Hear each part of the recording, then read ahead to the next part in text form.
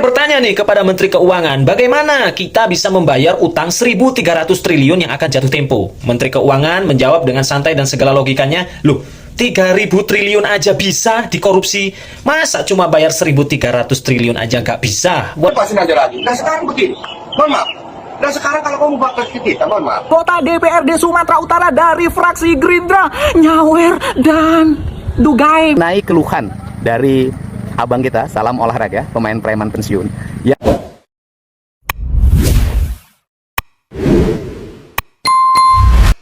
Selamat datang kembali di channel kami. Semoga baik-baik saja dan semoga selalu senantiasa mendukung channel kami. Terima kasih.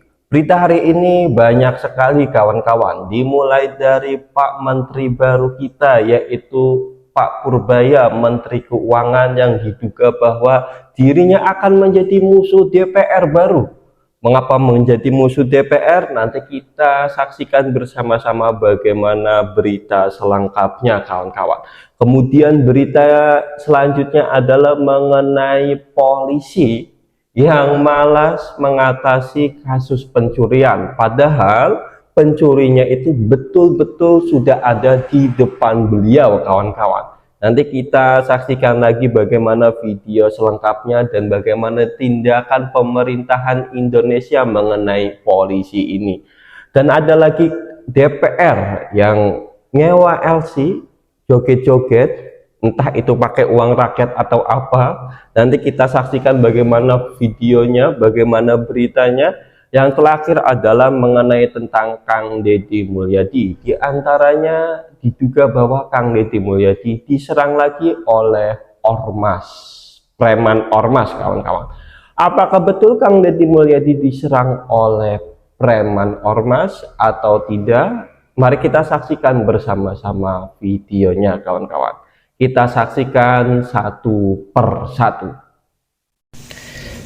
DPR bertanya nih kepada Menteri Keuangan, bagaimana kita bisa membayar utang 1.300 triliun yang akan jatuh tempo? Menteri Keuangan menjawab dengan santai dan segala logikanya, loh, 3.000 triliun aja bisa dikorupsi, masa cuma bayar 1.300 triliun aja nggak bisa? Wah, mentalnya jos ya. Memang menurut saya Menteri Keuangan yang baru ini patut diberi kesempatan dulu ya untuk bekerja dengan baik ya. Semoga amanah Pak ya, semoga tas-tes. Memang yang dibutuhkan Pak Prabowo ini Menteri Keuangannya yang koboi, yang tas-tes, berani ya, berani nih buat ngadepin para DPR ini ya. Terbukti kan kemarin Anda cari sendiri di TikTok beritanya ya, bahwa rapat tiba-tiba ditutup ketika Pak Menkyu ya, Menteri Keuangan terbaru ini mau membongkar masalah Bank BI ya. Anda cari sendiri tuh ya, fakta dari Bank BI, ternyata uangnya mengalir ke seluruh anggota DPR. Cari sendiri jumlahnya berapa. Wow ya, itu rapat tiba-tiba langsung ditutup, minta dijawab secara tertulis. Nah gini ya, jadi bisa kita tandain ya, kalau ada menteri yang dimusuhi DPR, itu berarti menteri yang benar ya, beneran ya. Nah terbukti juga ya, baru beberapa hari akan menjabat ya, langkah-langkahnya ini memang menurut saya langsung langkah nyata ya. Rupiah sempat anjlok, tapi selang 2 hari ya, 1 hari atau 2 hari kemudian, dengan berbagai positif vibesnya Pak Menkyu ya, positif semangat ya, langsung ya rupiah naik kembali, bank-bank BUMN kembali hijau. Ini kalau yang biasa main saham ya, bisa dilihat ya, bank-bank BUMN auto cuan nih. Karena apa? Karena program beliau ya yang sangat nyata ini, naikkan pendapatan negara tanpa pajak baru. Wah pinter ini, cocok, saya setuju ya. Jadi Menteri Keuangan ini menegaskan ya, tidak ada beban tambahan pajak untuk rakyat. Wah mantap Pak, saya tunggu Pak. Jadi salah satu caranya beliau ini dengan cara 425 triliun uang negara ini ada di Bank BI ya. Nah dia berkonsultasi dengan Pak Prabowo, Pak saya akan ambil 200 triliun ya. Untuk apa? Untuk dibagikan ke bank untuk genjot perekonomian. Nah kan begitu ya. Jadi dengan percepatan pertumbuhan ekonomi nasional ini ya, contohnya gini aja, uang disebarkan 200 triliun ya, yaitu bisa dipinjamkan kepada UMKM yang produktif ya kan? Terus di situ akan terjadi pertumbuhan ekonomi, ya kan? Daya beli meningkat, ekonomi lancar, pajak pun pasti akan ya orang sih biar kita ini bukan nggak mau bayar pajak Pak ya, cuma cara nyari duitnya ini memang susah. Jadi programnya ini akselerasi ekonomi ya. Jadi mandat dari Pak Prabowo ini ya. Jadi menurut saya perlu kita dukung ya, ekonomi tumbuh, aktivitas usaha meningkat, penerimaan pajak otomatis ikut naik ya. Jadi jangan melulu rakyat ini dipalaki pajak aja ya. Carilah cara lain. Ini menurut saya patut diacungi jempol nih ya, Menteri Keuangan. Kita coba aja, kita lihat aja ya. Jadi memang gak mudah ini ya menghadapi para DPR ini ya. Jadi terlalu gini ya. Terbukti rapatnya langsung auto ditutup ya, mendadak ya. Gimana ya, wis kerjanya rapat-rapat toh ya, giliran mau ada yang speak up, mau membongkar langsung gini ya. Oke, boloh. Kita tunggu aja ya. Semoga nih ya kur-kur bisa diolah oleh masyarakat ya, yang benar-benar dibuat usaha ya, bukan buat dibeliin tanah atau apa. Jadi yang produktif lah ya. Jadi masyarakat ini bisa dengan mudah mengajukan kur dan lain-lain ya. Semoga proses itu lancar sehingga nggak bakalan terjadi inflasi. Yang ada ekonomi meningkat ya kan, daya beli meningkat. Wah, semoga aja ya, kita dukung. Amin. Ada yang menarik mengenai tanggapan DPR hutang 1.500 triliun hutang negara, apakah Pak Purbaya bisa melunasinya? Itu pertanyaan dari DPR RI. Yang lucu adalah Pak Purbaya itu baru menjabat 2 hari, ibarat kata yang melakukan kesalahan mantan tapi pacar baru yang harus bertanggung jawab. Tolonglah ini untuk DPR RI, kalau misalkan membuat pertanyaan yang masuk akal. Masa orang baru menjabat ditanyakan bagaimana istilahnya dosa-dosa yang terdahulu, pertanggungjawabannya? Ya tidak bisa seperti itu. Terus yang lucu adalah dijawab dengan seperti ini, hutang 1.500 triliun dia pasti bisa dibayar. Wong korupsi 3.000 triliun aja bisa. Pantesan nih DPR RI banyak yang ngehujat, banyak yang demo dan lain sebagainya. Ya bagaimana hutang 1.500 triliun bisa lunas? Karena kan uangnya sebagian besar karena untuk bayar DPR RI, gajinya, tunjangannya terlalu tinggi. Gimana nih?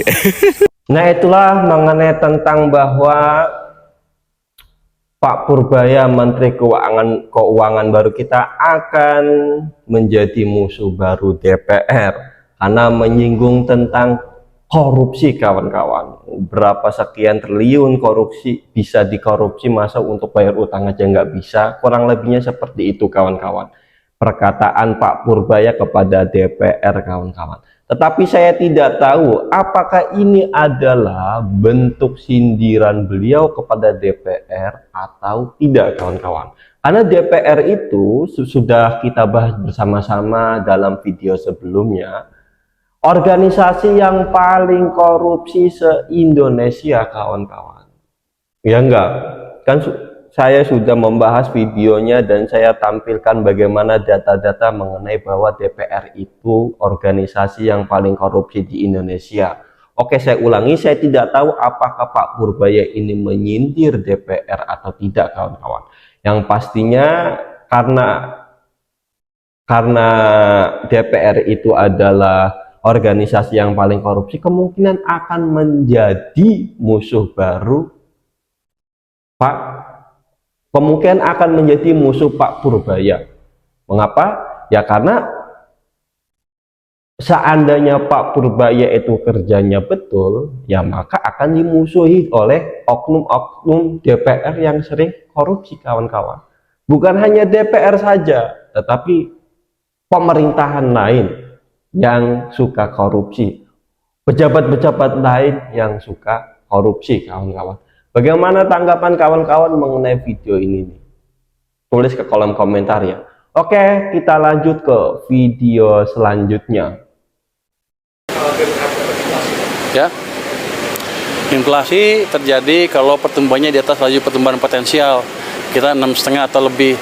Kita masih jauh dari inflasi. Jadi kalau saya injek stimulus ke perekonomian, harusnya kalau ekonominya masih di bawah di 5%, masih jauh dari inflasi. Itu yang disebut demand pull inflation, dan itu masih jauh dari situ kita.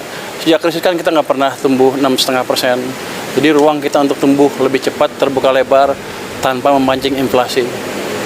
Pak, ini kan tadi ngobrol anggaran APBN secara keseluruhan ya Pak. Ini kan banyak badan-badan menteri baru dibentuk juga Pak. Kayak kemarin Badan Otorita Tanggul Laut, terus ada yang di bawah Pak Mendik juga itu. Bagaimana Pak melihatnya Pak? Ini apakah butuh tambahan besar gitu Pak untuk?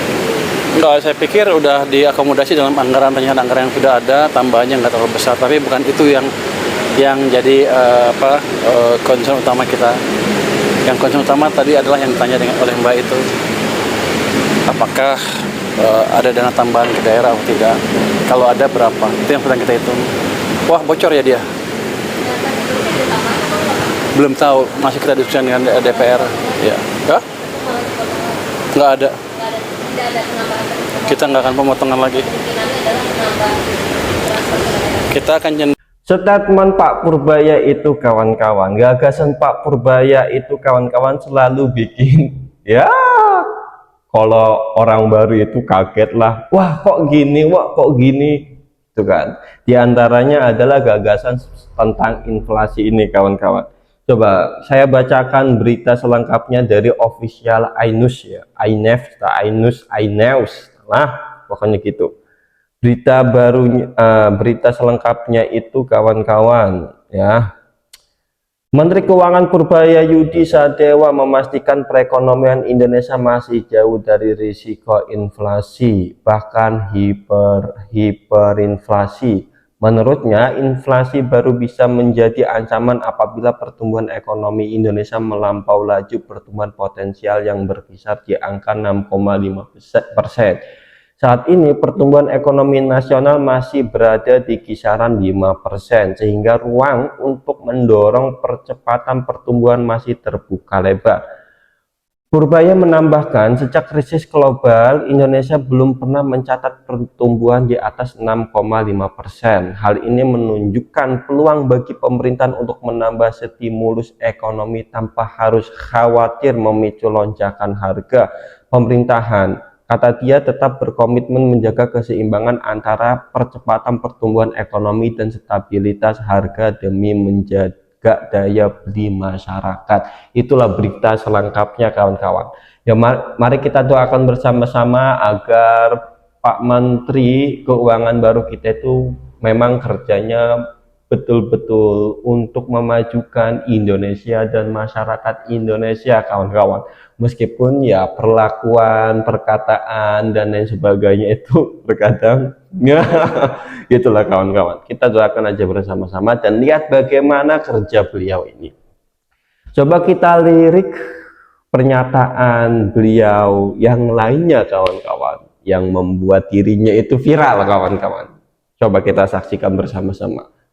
Pemerintah karena terlambat membelanjakan anggaran, membelanjakan APBN ya, uangnya kan dari Bank Sentral. Beliau rajin narik pajak, nggak apa-apa, masuk ke Bank Sentral. Kalau dibelanjain lagi nggak apa-apa, tapi ini kan nggak, ditaruh sana santai-santai, kering sistemnya. Bank Sentral kita juga sama, katanya saya nanti kan penguasa ya, katanya punya apa di KSS, saya boleh menggait sedikit kan ya, jadi saya berani ngomong sedikit sekarang. Dulu saya nggak berani karena saya di LPS, wewenang saya nggak sampai sana. Jadi dua sisi mengetatkan kebijakan kita. Bank naruh uangnya di bank, padahal uang kita banyak. BI menyerah sampai 800 triliun, pemerintah pada satu titik sampai 500 triliun sampai lebih di Bank Sentral. Sistem kekeringan yang bapak-bapak rasakan adalah yang kemarin demo itu karena tekanan berkepanjangan di ekonomi, karena kesalahan kebijakan fiskal dan moneter sendiri yang sebetulnya kita kuasain. Yang jadi pertanyaan saya kan, di sini Komisi 11 rapatnya dengan Menteri Keuangan berapa ratus hari dalam setahun. Kenapa tidak pernah mempertanyakan itu? Dan sekarang saya datang ke sini tiba-tiba, udah semuanya pertanyaan banyak sekali yang harusnya sudah putus pada waktu itu.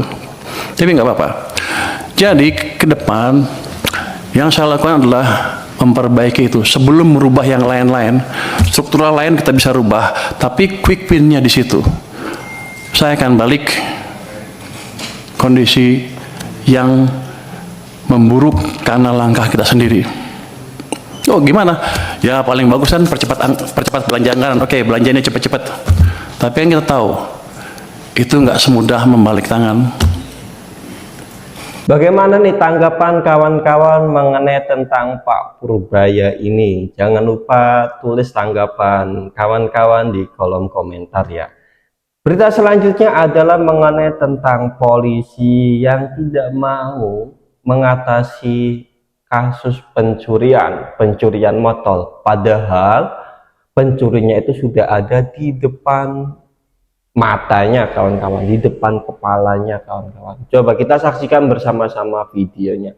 Viral, sosok polisi suruh warga lepaskan maling motor karena males ribet. Ini dia videonya. Udah lepasin aja lagi. Dan sekarang begini, mohon maaf. Dan sekarang kalau kamu bawa ke kita, mohon maaf. Ini kita nyala-nyalanya loh ya. Ya. Kalau kamu bawa ke kantor polisi, sekarang nggak nuntut buat LP buat apa? Nggak ada yang buat jerat dia. Harus buat LP. Sekarang mohon maaf, ya. Kalau kamu nggak bikin LP, kalau saya loh ya, lebih baik motor taruh sini dulu. Banyak tak korban berikut-berikutnya di dia. Lebih baik kamu motor satu kalah, ceburin dia. Sekarang masalahnya Pak, kalau ini kita lepasin, dia sama rekan-rekannya dendam ke kita bagaimana? Ya ampun, ini bukan oknum lagi tuh, ya. Oke, bapak ini yang ketahuan, yang lain mungkin banyak yang nggak ketahuan, hanya bapak ini yang kerekam, yang lain ya. Menurut kalian banyak juga kayak gitu ya? Menurut kalian ya, bukan menurut saya. Kalau menurut saya nggak ada, hanya bapak ini. Polisi yang lain itu jujur-jujur, baik, amanah. Bapak ini aja yang kayak gitu. Kalau yang lain-lain nggak ada, semua jujur. Kalau ada maling langsung ditangani, kalau ada laporan langsung ditangani, ada maling ketahuan langsung ditangkap. Begitu hanya bapak ini, ya kan? Hanya bapak ini aja kan? Yang lain nggak kan? Coba komen.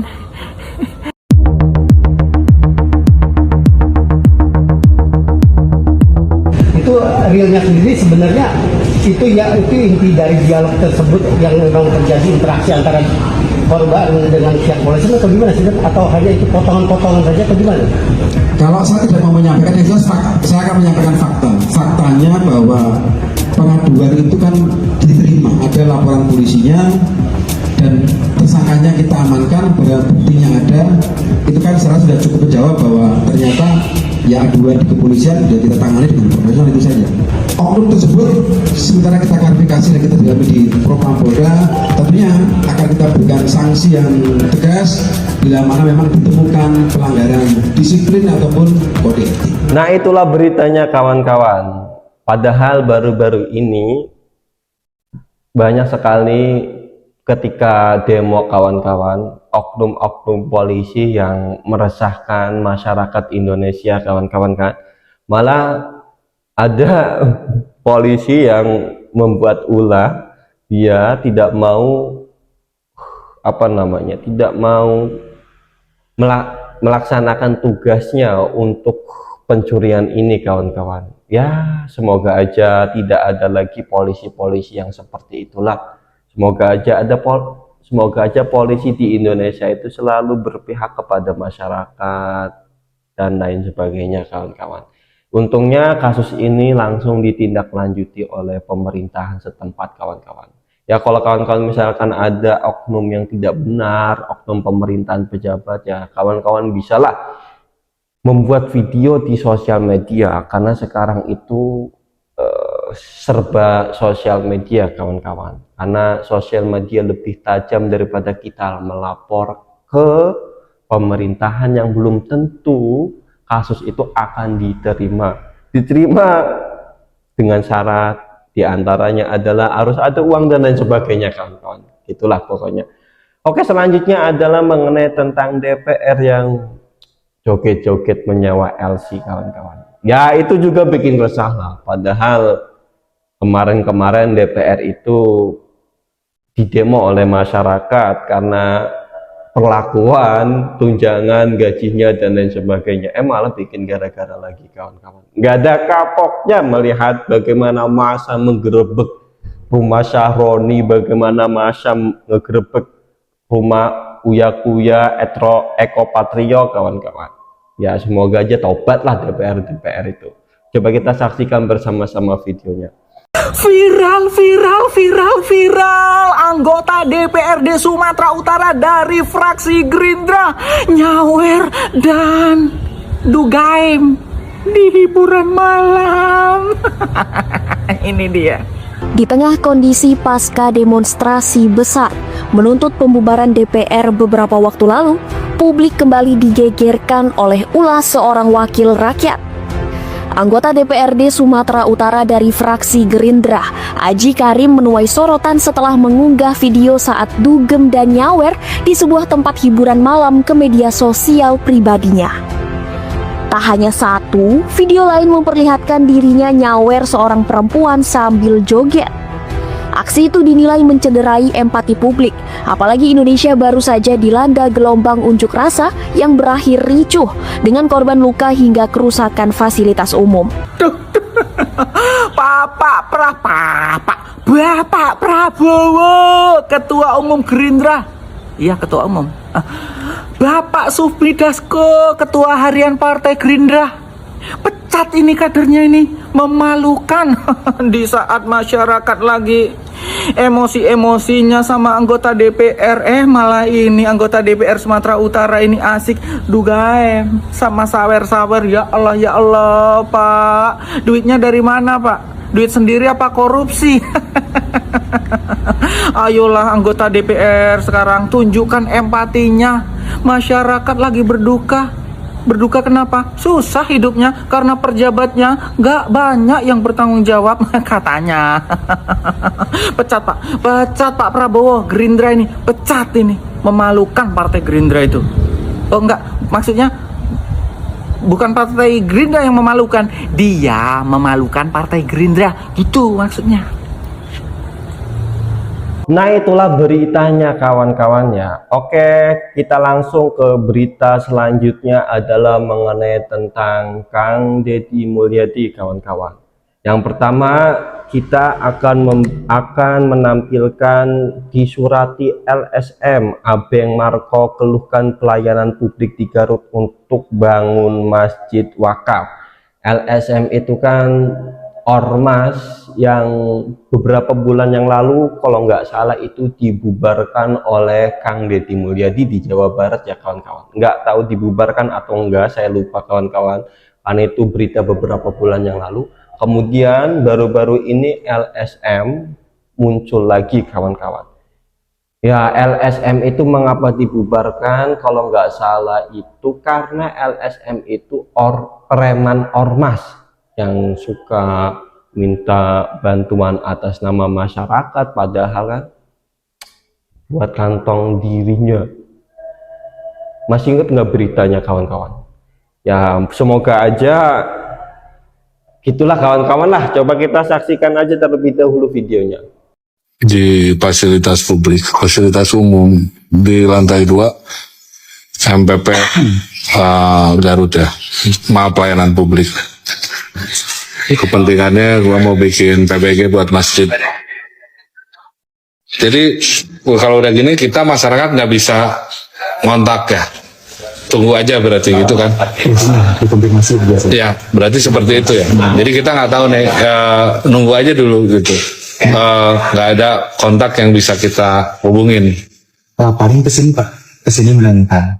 Dia harus datang gitu ke sini. Mengenai keluhan dari abang kita, Salam Olahraga, pemain preman pensiun, yang seharusnya PBG itu bisa dilayani dalam waktu 10 menit sudah kelar, manakala seluruh persyaratannya sudah terpenuhi. Dan apabila persyaratan tidak terpenuhi, maka harus segera cepat untuk dipenuhi persyaratannya. Kemudian petugas yang ada di Dinas Pelayanan Satu Pintu semestinya ada yang bisa mengendalikan sistem. Apabila para pelanggan, konsumen atau warga yang datang bisa menanyakan kapan bisa selesai, kapan bisa diambil, jam berapa, hari apa. Itulah model layanan terbaik yang harus dilakukan oleh pemerintah daerah. Untuk itu, saya atas nama pemerintah Provinsi Jawa Barat menyampaikan permohonan maaf apabila layanan di Kabupaten Garut belum bisa maksimal, dan saya sudah meminta kepada Bupati Kabupaten Garut untuk segera memperbaiki layanannya agar pemerintahan hadir cepat dan efisien dalam pengelolaan waktu dan keuangan. Semoga hal tersebut menjadi bahan pembelajaran bagi pemerintah Kabupaten Garut untuk terus melakukan evaluasi dan layanan terhadap masyarakat. Kita hadir untuk melayani masyarakat, bukan untuk mempersulit masyarakat saat minta pelayanan. Itulah beritanya kawan-kawan, dan tanggapan Kang Deddy Mulyadi mengenai berita ini kawan-kawan.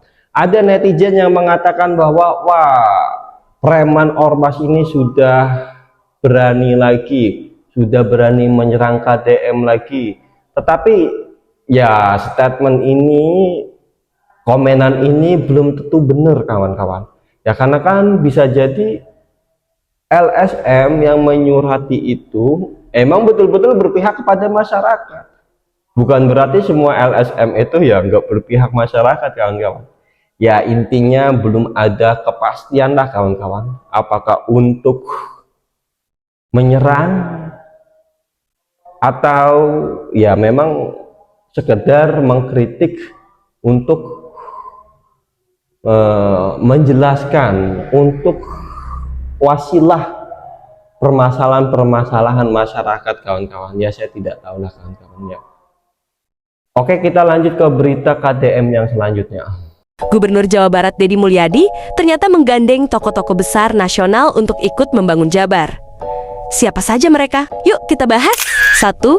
Susi Pujiastuti, mantan Menteri Kelautan dan Perikanan ini resmi jadi konsultan Pemprov Jabar tanpa menerima honor speser pun. Susi akan fokus memberi arahan soal laut, dermaga, dan kawasan pesisir agar Jawa Barat tetap lestari.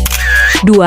Helmi Yahya, dikenal sebagai Raja Kuis Indonesia. Helmi kini dipercaya Deddy memimpin Badan Pengelola Rebana. Rebana Metropolitan merupakan wilayah utara atau timur laut Provinsi Jabar yang meliputi 7 daerah, yakni Kabupaten Sumedang, Majalengka, Cirebon, Subang, Indramayu, Kuningan, dan Kota Cirebon, yang diproyeksikan sebagai motor penggerak pertumbuhan ekonomi Jabar di masa depan.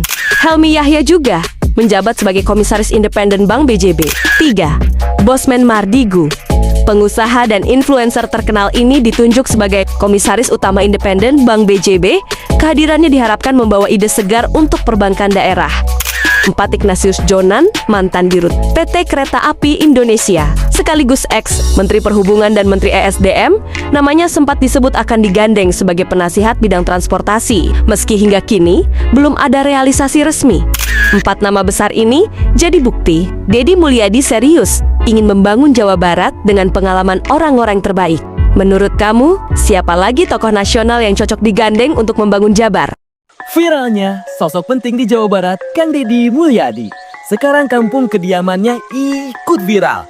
Kampung ini menjadi destinasi wisata yang menawarkan konsep berbeda dari tempat wisata pada umumnya.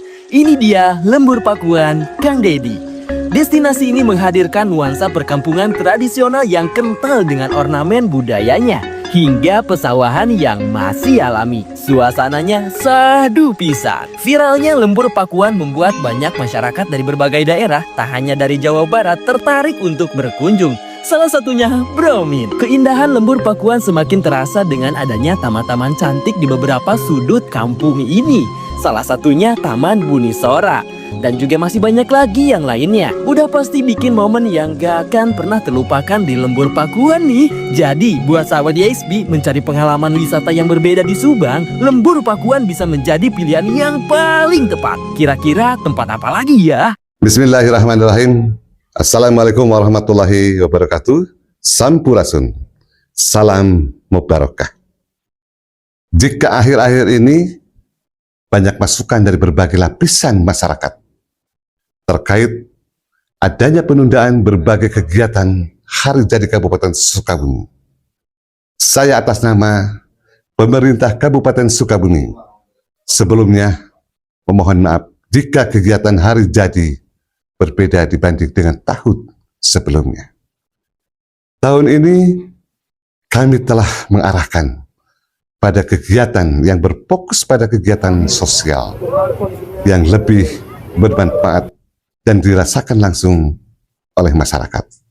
Hal ini tentu kami lakukan sebagai bentuk empati melihat situasi dan kondisi saat ini. Mari kita berdoa dalam waktu dekat kegiatan hari jadi dapat kita laksanakan sesuai yang diharapkan. Terima kasih. Wassalamualaikum warahmatullahi wabarakatuh. Warahmatullahi wabarakatuh. Hari ini saya meninjau untuk perusahaan PT Glostar Indonesia menindaklanjuti isu-isu yang beredar di luar perihal pungli.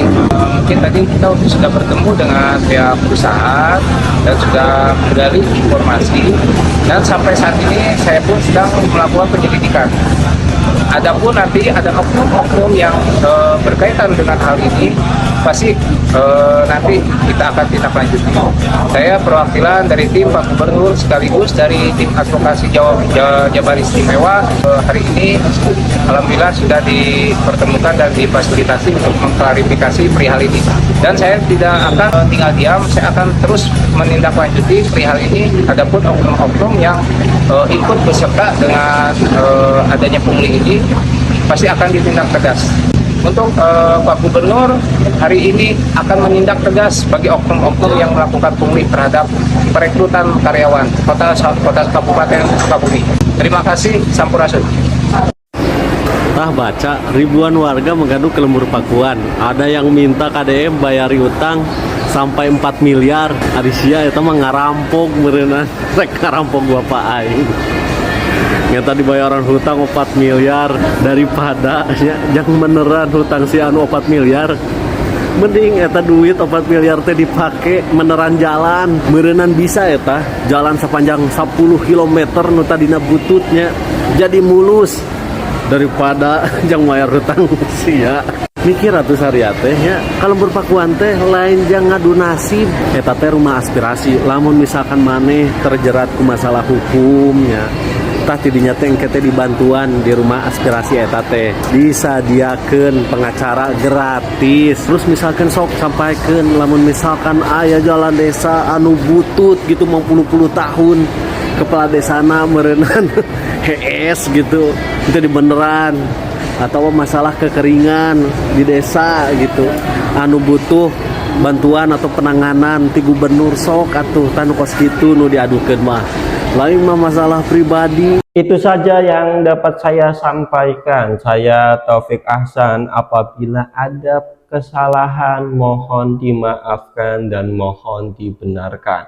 Saya Taufik Ahsan pamit mengundurkan diri. Terima kasih.